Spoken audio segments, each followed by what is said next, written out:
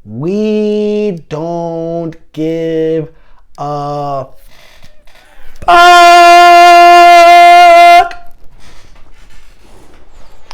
I have been drowning behind the bar, being mobbed by the Walking Dead, without a moment to even drink a sip of water through my parched lips.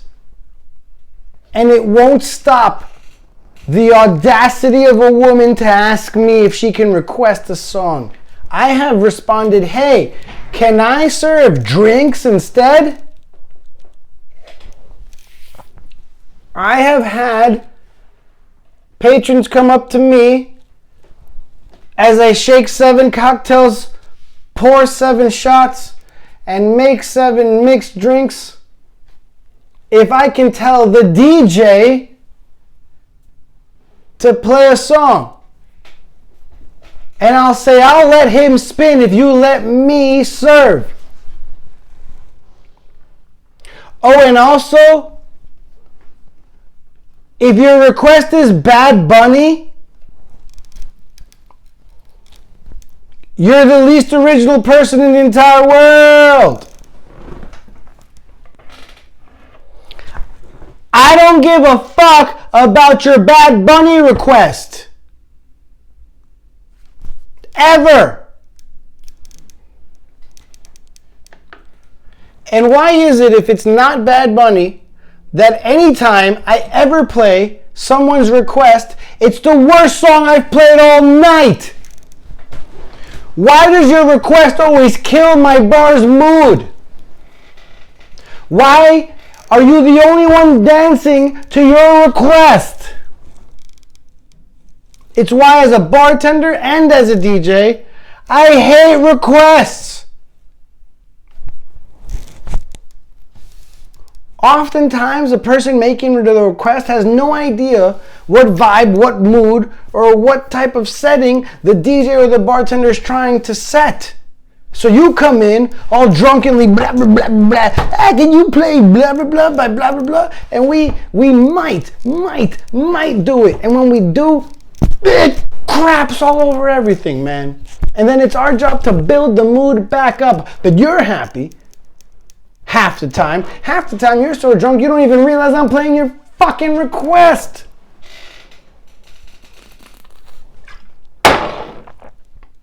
It's why one of the freaking festivals I once hosted and curated was named No Request Fest, cause go fuck yourself. I started this shit off saying I wasn't the nicest bartender in the world. So fuck your request.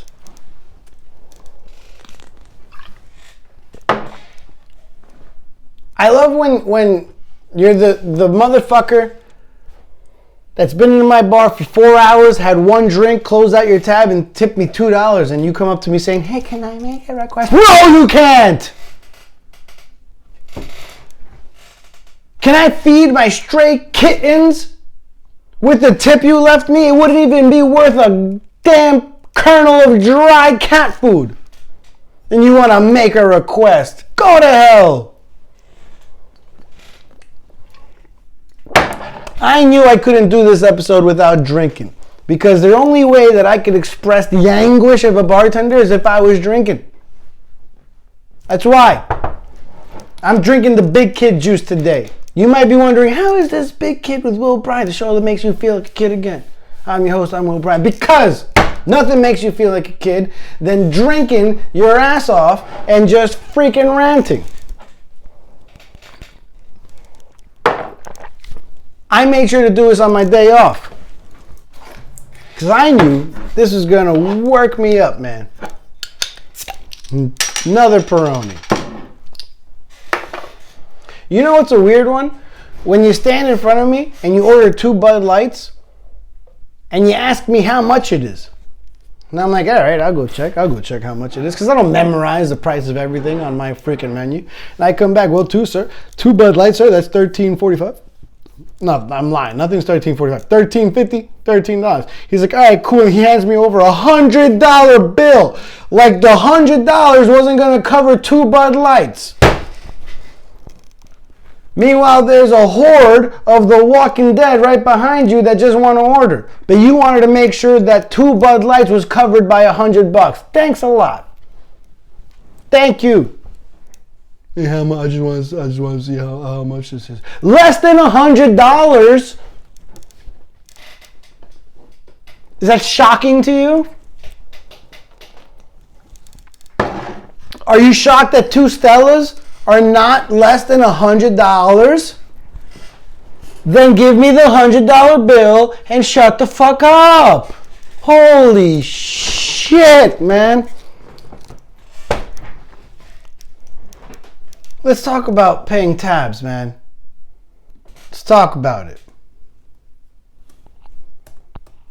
If you're in a group of 5 people, and the 5 of you have been ordering drinks all night, whether it be through a server or a bartender, you're ordering up a storm. You know what we don't want to hear at the end of the night? Hey, can we split the bill 5 ways? Holy shit. You know what? If we're busy, that's going to be a huge pain in the ass. But if you give me 5 credit cards begrudgingly while gritting my teeth, I'll do it. But if at that point you come up to me and be like, oh no, actually, he ordered this and I ordered that, and oh, shut the fuck up. You want me to remember what the 5 of you guys ordered individually throughout the whole night for the last 3 hours while I also served the rest of the entire bar? Are you fucking kidding me? Then they think I'm going to trust them to tell me what they ordered for the last 3 hours. Oh, I had 4 ciders and he had a hot toddy and then the salad, but he left, but he gave me the money for it anyway, so I'll take care of that. And then he had 2 Tito soda. Yeah, well, why is there 17 shots of tequila that no one's fucking accounting for? Huh? Huh? So maybe you don't tell me how much you had to drink. Let me tell you how much you had to drink, and you decide amongst yourselves to fucking divide that shit up. How about that? How about you guys act like some fucking adults that actually have Venmo or Cash App or Apple Pay or something that most humans our age in today's day and age, whatever. I know that one of you guys are capable of paying the other person back in some way. Are you telling me nobody can handle this bill? Now look, if it's a 5-person bill that comes out to $500, I get it. And you want to split it 5 ways and give me 5 cards, I'll be annoyed, but fuck it, I'll do it. But you want me to remember what each individual person fucking had, drank, ate, ordered? Fuck you. Fuck you. That's offensive to me. You offend me. If you want separate checks, say it from the start. Start separate tabs. But don't spring it at us at the end and then act like we're the assholes for wondering what the fuck is going on, man.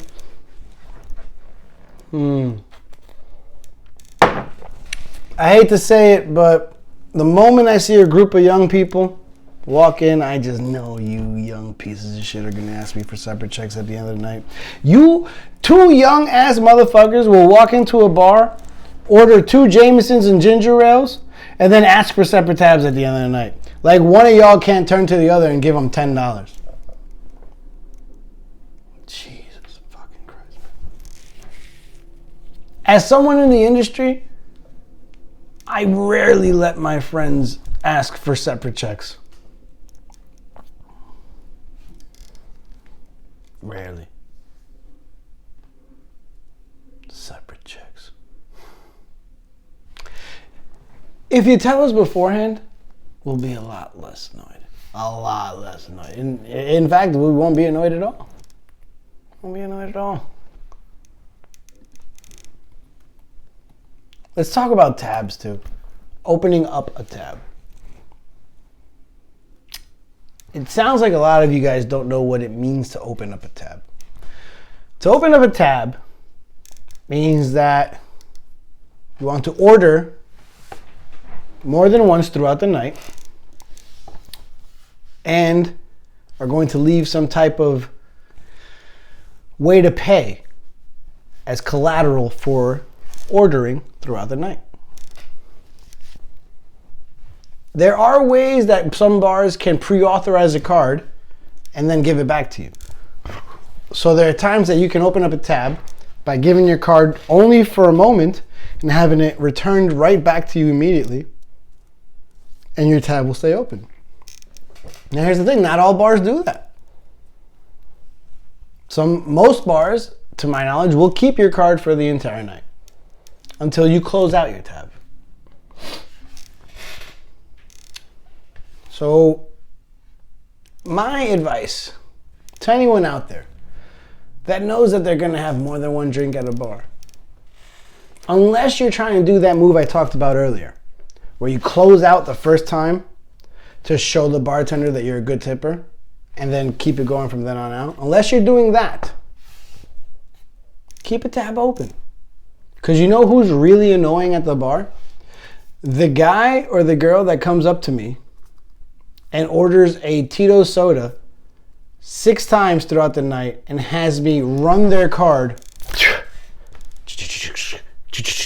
6 times. Handed it to you to sign. Run it. 2 receipts, print out. Put it in front of you. Sign. Run it. 2 receipts. Put it in front of you. Sign. I'm fighting for my life from The Walking Dead, and you keep making me close you out for your fucking Tito soda. Just open up a tab, dude. Oh, I'm afraid I'm gonna forget my card. Fuck you. 6 times? You're gonna forget your card? Shit, I used to work at a bar where I would tell people blatantly, hey, if you open up a tab, I will give you your card right back. No, I'd rather close out. Fucking meet them 4 more times. Sign this. Fuck off. Jesus. Just open up a tab. Open up a tab. We'll love you so much more. When somebody walks in and has 5 people with them, and they walk up to me, and they have the order for all 5 of them. Hey, we're gonna do 2 margaritas, 3 Stellas, and 2 vodka sodas. Here's my card. Can you leave that open? That person is fucking awesome to me, man. Thank you. The only way that he could have been any better, or the only way that she could have been any better, was if her order was just 5 beers or 5 shots of tequila. But either way, if you come up to me and you order clearly and concisely for your entire group, open up a tab, and call it a day, we're all good in the bartender's eyes, man. Just gotta say it as it is. That's the way it is. Make our job less difficult, man. That's all I gotta say. And for my viewing public, break. Peace. I'll be back in like 30 seconds.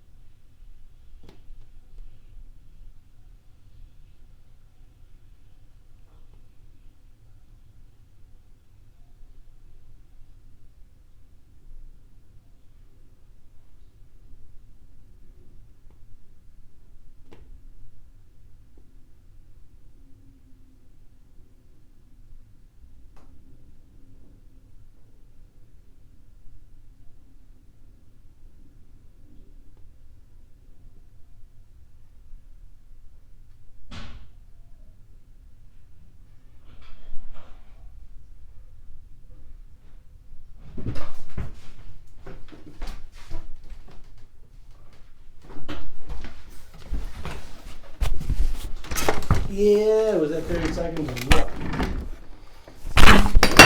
Oh, good thing that was empty.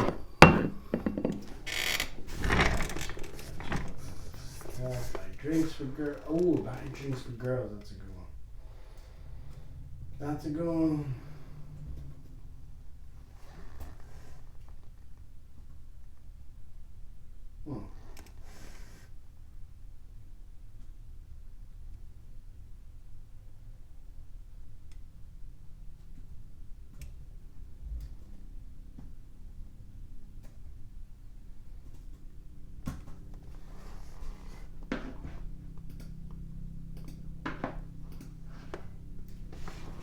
Let's put some chapstick on to moisturize the lips, baby.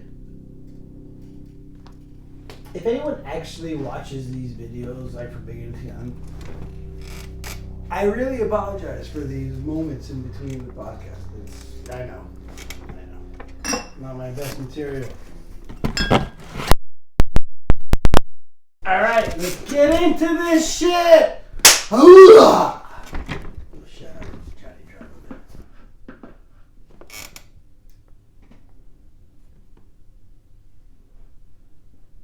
Alright.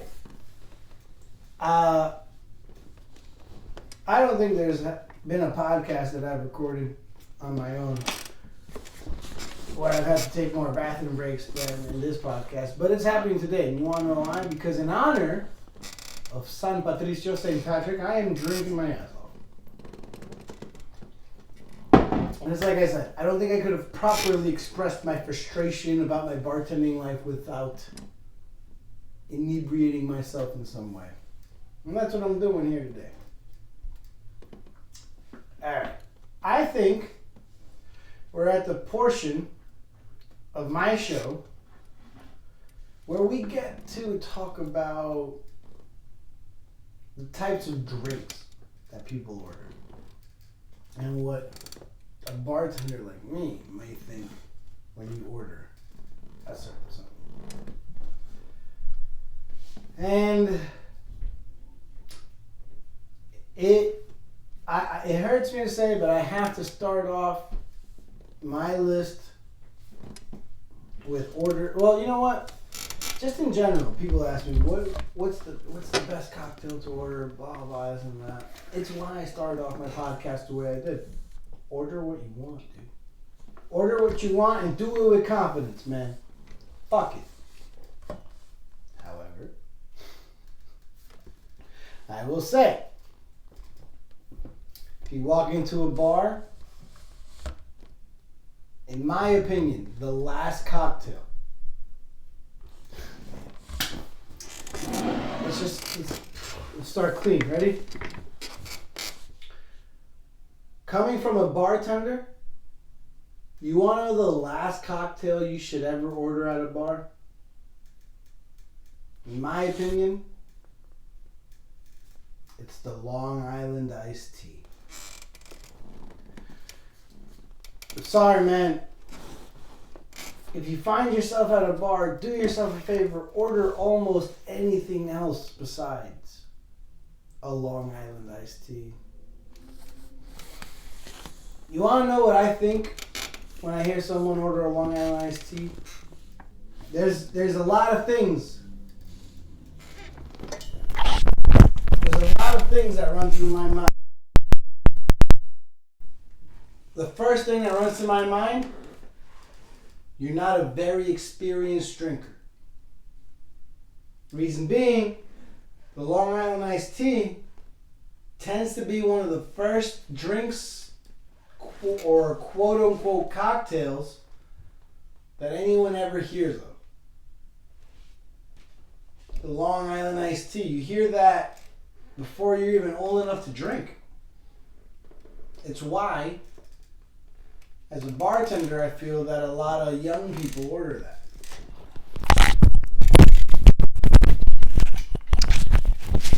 Not only that, the Long Island iced tea is famous for involving a ridiculous amount of different spirits or liquors in one cocktail. For anyone that doesn't know, listen, there may be different people that have different specs or recipes for a Long Island iced tea. Essentially, when I do one, You have half simple syrup, which is just a mixture of sugar and water. And you have, when I say half, you have half an ounce of simple syrup and you have half an ounce of lemon juice. You also have half an ounce of vodka, half an ounce of gin, half an ounce of rum, half an ounce of tequila, half an ounce of triple sec. That's 2.5 ounces of pure alcohol, along with simple syrup, lemon juice. Top it off with some Coca-Cola. Essentially, you have yourself a Long Island iced tea. You'd be hard pressed to find another cocktail that has 5 different types of alcohol mixed into one. And also, a cocktail with 2.5 ounces of alcohol is a pretty stiff one. Normally, the only thing stronger than that is a martini or a Negroni. You know, versions of that too, like a Boulevardier. Stuff that are like 3 to 3.5 ounces of pure alcohol. So why does that skew our perception of you as a bartender? Here's why. You order a Long Island iced tea, we think you're a novice drinker. Someone that doesn't know many other cocktails to drink. They've heard of one cocktail because they're so young or so novice and they stick to it. Case in point, I remember being under drinking age and having my older cousin, who by the way was still not of drinking age, drinking a cocktail at our other cousin's wedding. And he arrogantly told me, this is a Long Island iced tea. And I remember thinking for years, well, that's what big kids drink. Long Island iced teas. Come to learn later on in my life, my cousin was just a 16-year-old snot-nosed kid thinking he was cool at a wedding drinking Long Island iced teas, when in actuality he was drinking the most basic cocktail of all time that everyone that is underage knows about. The other reason why we look down on the Long Island iced tea is, let's say you do know that it is a basic cocktail. You also do know that it is one of the strongest cocktails out there. That makes us think, on the other side of the bar, that you're just here to get fucked up. You're just here to get drunk. You only came here to get as fucked up as you can, as quickly as you can. Now tell me, why, as a bartender, would I be excited to serve you? So when you order a Long Island, you're either telling me you're a novice drinker or an amateur one. Nothing about that excites me to serve you, which is why ordering a Long Island iced tea is, in my opinion, the worst drink you can order at a bar. You want to get fucked up fast? Order a shot. Order 2 shots. Because there's 2 things you do. You get to your point faster, and you make us do less work. Now, if you happen to be that person that actually thinks that a Long Island iced tea is a fantastic tasting cocktail, then congratulations, you're in the 0.5% of the entire population of the world. And for you, I would be glad to make you your Long Island iced teas all day and night. And for the rest of the world that's ordering Long Island iced teas simply because they have no idea of any other cocktail, or have no idea of how to get more fucked up on a specific type of cocktail, words from a bartender: you suck, and grow up. Something that I see, and it pains me to say,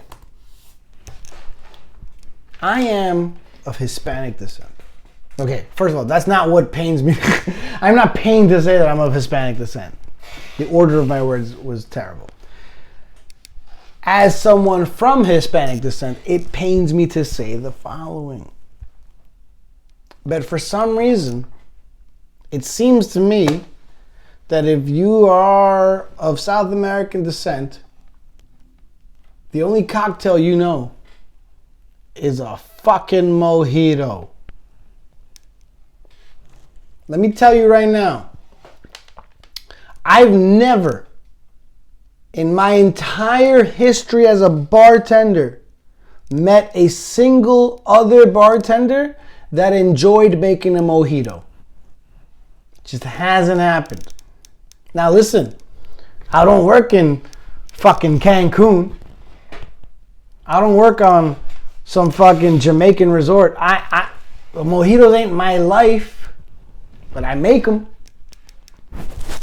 Maybe there's someone who makes 6 figures off of mojitos somewhere down south in South America. God bless him. I do not represent that man. I represent every bartender in Queens, in Brooklyn, and Manhattan, and chances are across the entire country that says that they do not like making mojitos. And here's why. Any drink that requires me to freaking pick off little freaking pieces of a plant or leaf, and I can't make this drink until I peel off 15 pieces of a leaf, or 5 pieces, or 6 pieces. Holy shit. I could have been done with 2 cocktails before I was done picking off mojito leaves off of this freaking plant. I also came from a place that required me to crush ice by hand, or at least using a hammer, using what's called a Lewis bag, I think, if I remember correctly, to make a mojito. So every time someone ordered a mojito, I had to crush ice before I even picked the leaves. And then you have to muddle. You fucking lemon and ice, or lemon and mint. It's a lot of steps. And here's the thing. If you ask me for a mojito in July, I'm like, all right, whatever. It's expected. That's not really what I'm talking about here. You want to know what I'm talking about? I'm talking about all of you people out there that walk into a bar through the freezing cold on a dark January night and have to brush off the frigid frost from your Gore-Tex jackets. Remove the ice from your hoods as you sit at my bar. Breathe out a hot breath of air that reacts to the cold from outside and emits fog.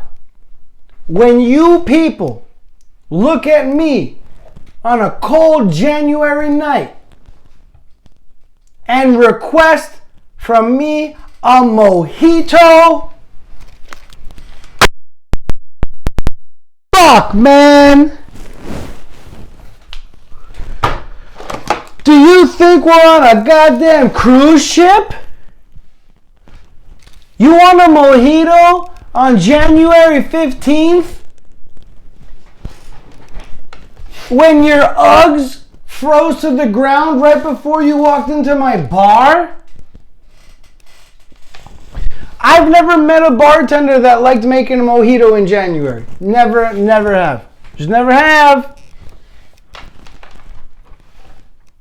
Fuck your Oh, you know what I want to say fuck to worse than your mojito in January? Fuck your virgin mojito in January on a Saturday night when I'm trying to fight off the Walking Dead.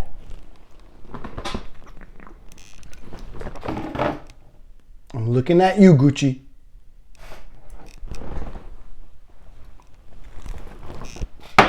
Look, I actually want to say that I am an ally and a proponent of mocktails because I think that the non-alcoholic movement is actually a movement that deserves traction.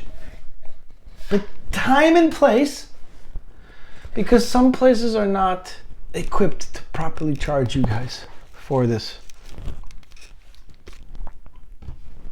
There's a lot of people out there that like mocktails, that are down to pay cocktail prices. Which makes sense because it takes the same amount of labor from us to make it for you. But there's a lot of bars that haven't caught up to that yet. And I've had to I'll make a mojito for 15. And then I'll make a mocktail mojito, which for me takes the same amount of time, same amount of labor, and I only charge you $5 for it, which affects my tip. Let us catch up to this mocktail craze. But also fuck your mocktail. If I got to charge you the same for a mocktail as I did a cocktail, then I would love your mocktails. And until we catch up to that, fuck your mocktails. That's something that bars have to catch up to, though, in my opinion. Because I've learned that the non-alcoholic game out there is stepping up. It's stepping up. Shout out to my friend Sam Bale out there. She's been running these non-alcoholic pop-ups known as a third place bar.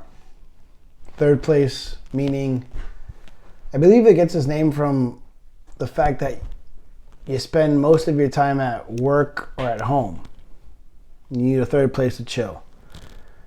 And for a lot of us, that third place is the bar, but where do you chill if you are trying to be sober? Third place bar. She's been doing her thing with these non-alcoholic pop-ups. Unfortunately, I keep bartending every freaking Friday night doing the complete opposite that she's pushing every time one of these pop-ups pop up. But I will attend one of these one day, I promise. Either way, if you find yourself in the Brooklyn area and want some type of non-alcoholic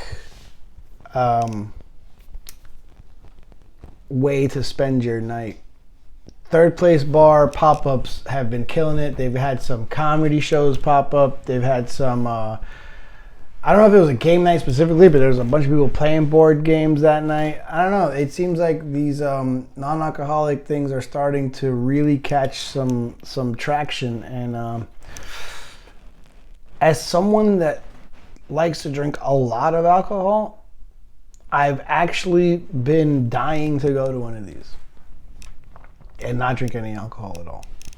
So shout out to you, Sam. Congrats on your third place bar. Really proud of you.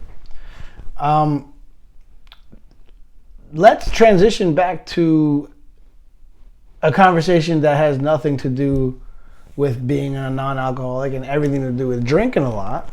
And perhaps one of the worst transitions I've ever done in my life.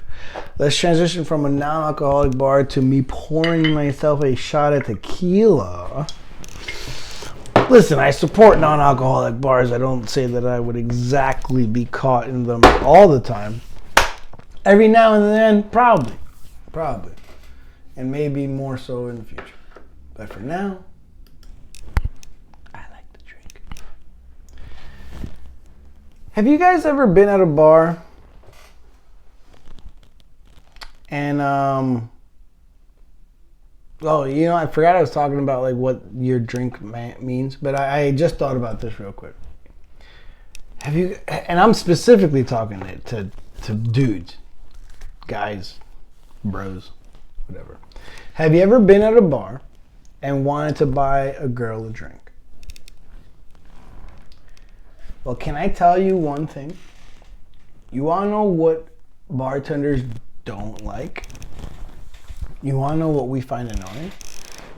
Is when you sit at a bar and you tell us to buy those girls a drink. Because 9.9 times out of 10, you haven't even walked over to them to say hello. I hate when men want to use me as their wingman. I know you might think that that's what I'm there for. Nah, not really. I'm there to serve drinks. I'm not there to be your wingman. When a dude sits down at a bar and sees girls that he wants to talk to, wishes he could talk to, wants to spend time with, and uses me to be his icebreaker, it's a little annoying, but I will do it. Here's the thing. As a bartender, I will always respect the guy that breaks the ice himself. I love when a guy's like, or get them whatever they want. And I'll be like, do you know what they want? No, go ask them. Okay, so now I'm doing all the work. I go over there. And here's what I'll do. I'll go over to the girls and be like, hey, excuse me, ladies. Sorry to bother you, but there's a gentleman over there that wants to buy you guys another round if you guys are up for it. At this point, I'm fucking helping you out. I'm helping you out. Because you don't have the balls to approach these women yourself. So, all right, I'll do it. You know how many, and here's the thing. So often, I'm surprised that this works. And so often, I'm happy that it doesn't. Because look, guys, just so you know, there's a world full of women out there that will take your round of shots, drink them, and not talk to you for a single second for the rest of the night. Do not assume that buying girls around means that you can now talk to them. It's a little scumbaggy of you, to be honest with you. Which is what kind of happens, you know, like it's listen, if a girl's gonna talk to you, she's gonna talk to you. And it kind of doesn't matter whether or not you buy them a drink first or not. Like, for the most part, it's up to you to just not be a creeper or a scumbag or a douchebag or an asshole. It's up to you, dude. And I know that a lot of you just lack the balls, the gumption, the courage to just walk up to a chick and strike up a conversation. Because a lot of times that first line is the hardest line to get through. So you want to make me your icebreaker. Here's the thing. The nicer you are to me, the better you treat me, the better I'll help you. But you know what I hate, man? I hate that douchebag that comes up to the bar, doesn't really treat me that well, and then arrogantly tells me, without even acknowledging me, hey, those girls over there, get them whatever they want. Like you're such hot shit. You're not.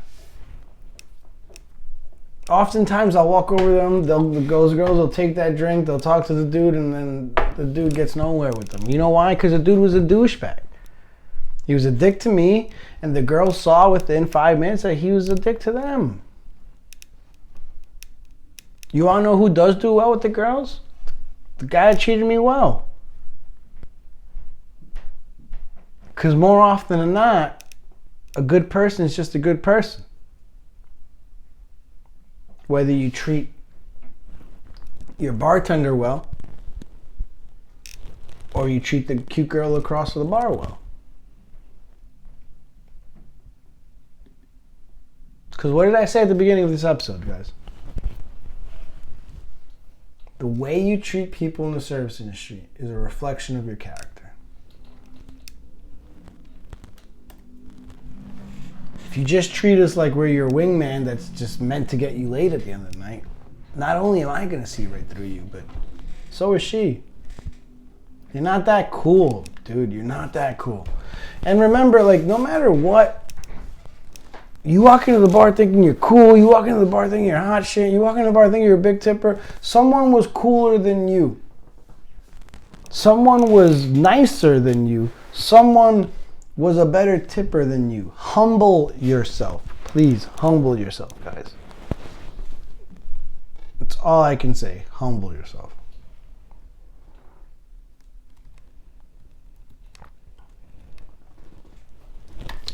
Let's get through some other drinks real quick in terms of what I think about you.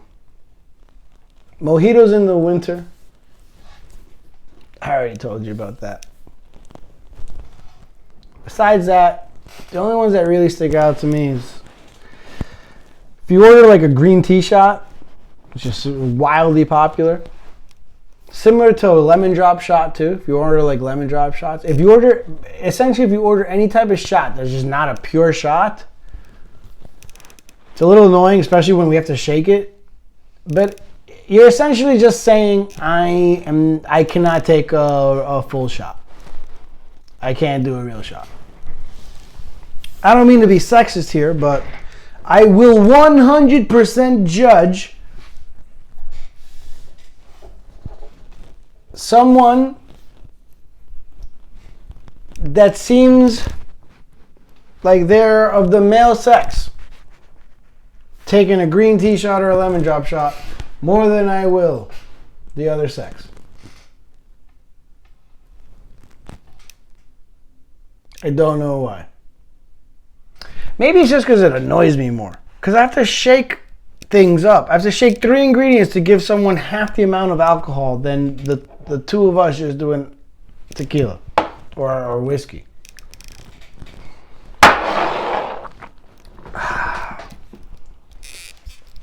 So, my biggest takeaway is a caveat from my first takeaway. Because the most common question I will get as a bartender is, Will, what is your favorite cocktail to make? Oh, you naive little child, you. Because that's the easiest answer that I have. My favorite cocktail to make is the very cocktail I just took. It's the very cocktail I'm about to make again. My favorite thing to make as a bartender?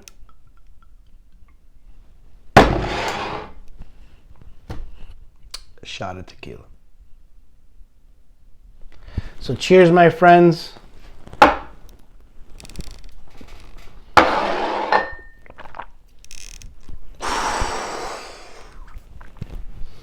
As the goosebumps on my arms raise up, cheers, my friends. Fuck your green tea shots. Fuck your lemon drop shots. Just take a shot. And if you can only do a lemon drop, then just do a shot of vodka and skip every other shot your friends did. Because that's basically what you're doing. A half a shot of vodka. You're just doing it with some lemon and some sugar. Truth be told, guys, I'm looking at my list of bar things to talk about. I'm about halfway through. And that only tells me that I have so many stories to tell that I can't do it all in one shot. So we're going to end it right here for now. These are my, just part of my bar do's and don'ts for all of you guys going out this weekend for St. Patrick's Day. And you know what? I'll look over my list and I'll come up with a bunch of more stuff to educate you guys on for the next time you guys go drinking. And maybe I'll come back with that next week. Maybe, I don't know, maybe later on. I don't know. We'll figure it out. What I can tell you is that tomorrow on St. Patrick's Day, it's going to be a very tough day for every single bartender, every single server, every single busser, every single host, every single bar back that you see out there. Please, please be nice to them. Please tip them well. Please respect them. Please don't throw anything at them. Please don't grab them. Please don't spit at them. But above all, have fun, be happy, and be respectful. No one likes anyone that's a dick to their servers. And if I haven't been clear enough already today, the way you treat people in the service industry is a reflection on your character. And I would like to believe that everyone listening to me out there right now has great character. I love you guys for listening. Be sure to rate and review the show on Apple Podcasts. Follow me on all platforms at I'm Will Bryant. That's on Instagram, on YouTube, on Twitter, on TikTok, on Twitch. That's 3 words. I'm Will Bryant, like Kobe. This has been Big Kid with Will Bryant, the show that makes you feel like a kid again. I'm your host. I'm Will Bryant. Until next time, be nice to your bartenders.